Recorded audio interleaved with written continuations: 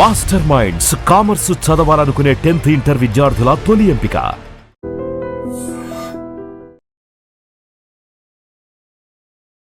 నాలాగే సోషల్ మీడియాలో ట్రోల్స్కి గురై కొన్ని అవమానాలు ఎదుర్కొన్న ఇంకొక ఉమెన్ చాలా మంది ఉంటారు కదా, వాళ్ళకి ఏం చెప్పాలనుకుంటున్నాను?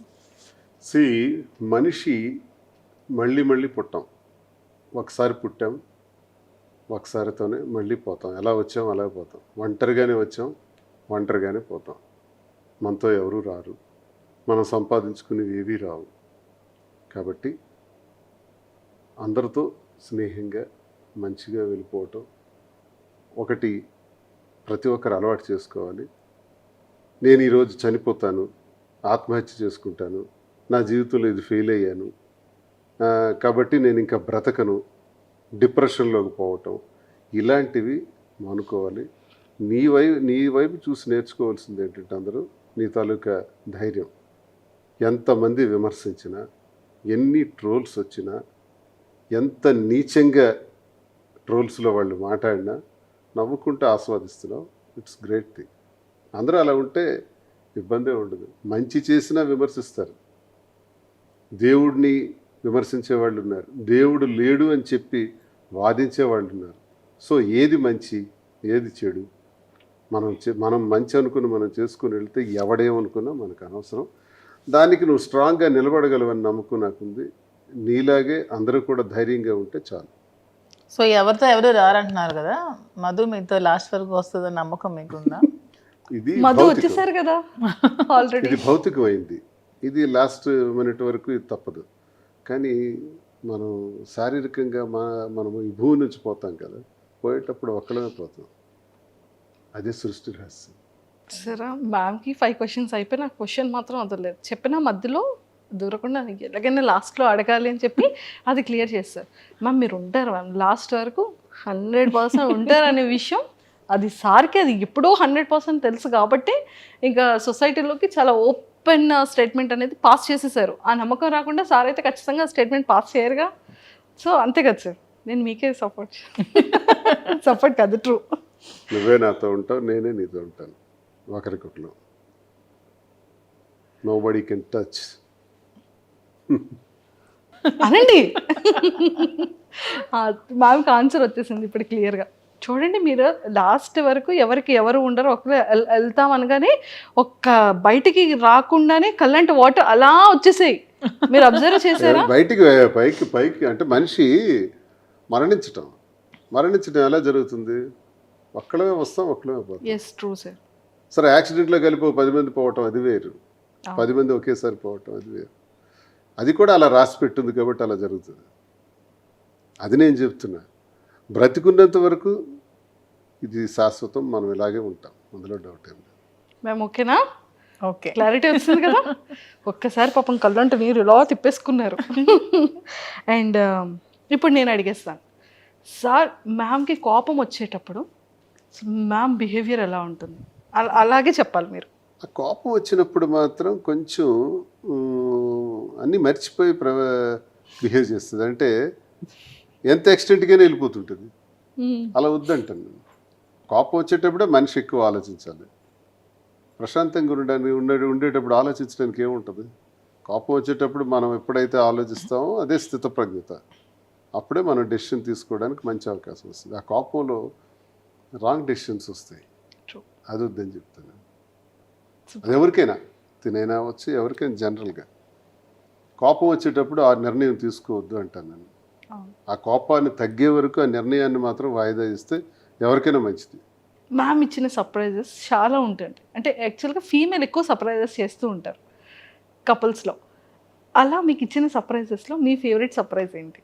చాలా బ్రేస్లెట్ ఒకసారి సడన్గా కొనిచ్చారు, తర్వాత వాచెస్ సడన్గా తెచ్చి పెడుతుంది. నాకు ఇష్టమైన అంతే, ఇంకేముంటాయి? వాచెస్, బ్రేస్లెట్స్, కార్, ఇలాంటివి. She surprise for me everything. అంటే ప్రతి నిమిషం నేను ఒక గొప్పగానే ఫీల్ అవుతాను. ఆమె ఏదో ఇస్తే సర్ప్రైజ్ అవటం కాదు, నాతో ఉండి నాకు ఇన్ని రకాలుగా నిలబడి నాకు అండదండలుగా ఉండి ఎక్కడైతే పడిపోయానో మళ్ళీ అక్కడి నుంచి లేపి తట్టి నేనున్నాను, తప్పకుండా నువ్వు మళ్ళీ ఆ ఉన్నత స్థానానికి రావాలి, యథాస్థితిని పొందాలని తను ప్రతి నిమిషం ఉంటుందా, ఇట్స్ గ్రేట్ సర్ప్రైజ్. ఫేవరెట్, అయ్యో పాపం వచ్చేస్తున్నాయి వాటర్, అయ్యయ్యో అయ్యో. మ్యామ్ చాలా హ్యాపీయెస్ట్ థింగ్ చెప్పారు, మంచి అసలు చూసారా మెమొరబుల్. అంటే మిమ్మల్ని మేము ఇందాక ఎంత ఇది చేసిన ఏడుపు రాలేదు, కానీ సార్ చెప్పగానే ఒక్కసారి పాపం అయ్యయ్యో.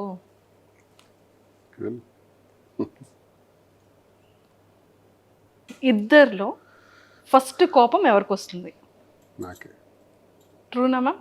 చెప్పాను కదా ఇతనికే వస్తుంది కోపం. ఓకే సార్, ఫస్ట్ సారీ ఎవరు చెప్తారు? నేనే మీరు చెప్పింది చెప్పాను కదా ఇంటర్వ్యూలో, చాలా ఈగోయిస్టిక్ అని అసలు కోపం వస్తుంది. సారీ చెప్పకపోతే ఎంతసేపు చెప్పకపోయినా అలా సైలెంట్ గానే ఉంటారు.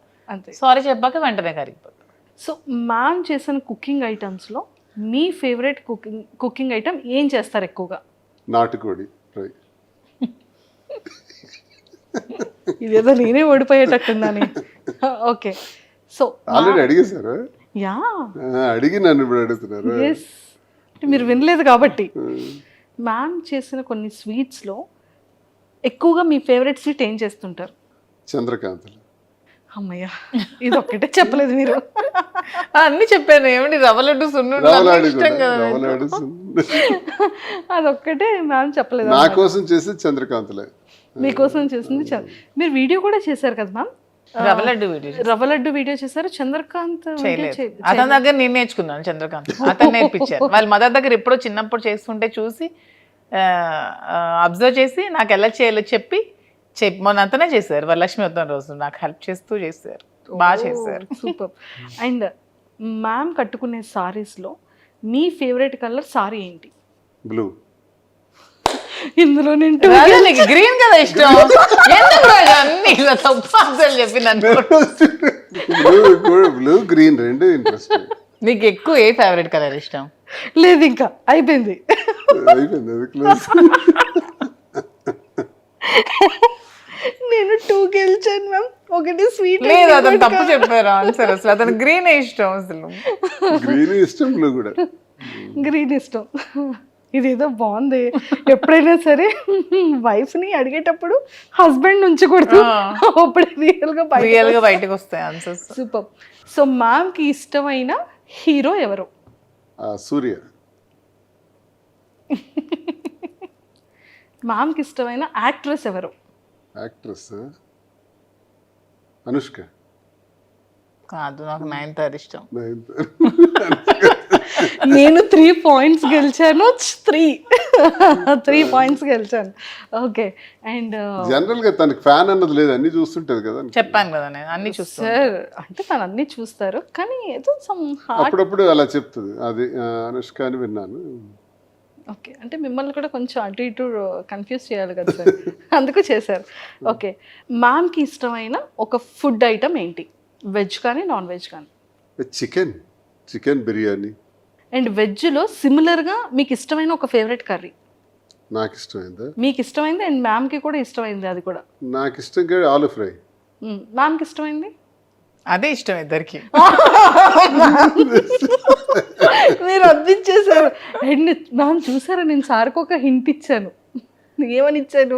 సరే మీకు ఇష్టమైన వెజ్ కర్రీలోనే మ్యామ్కి కూడా ఇష్టం అయిపోయింది అదొకటి ఉంది అని. నాకు ఇష్టమైంది వెజ్ కర్రీ అని ఆలోచించారు సార్, కానీ మీద పిక్ చేసుకోలేదు. మీకు చెప్పాను కదా సర్ప్రైజ్లు ఇవ్వడాలి అవేమి రావని చెప్తున్నాను కదా. కానీ పాలిటిక్స్ ఒక్కటే వచ్చేదానికి లేదు, ఇక్కడ నా సైడ్ వచ్చారు ఇప్పుడు సార్. నన్ను విన్ చేయాలని సార్ ఫిక్స్ అయ్యారు.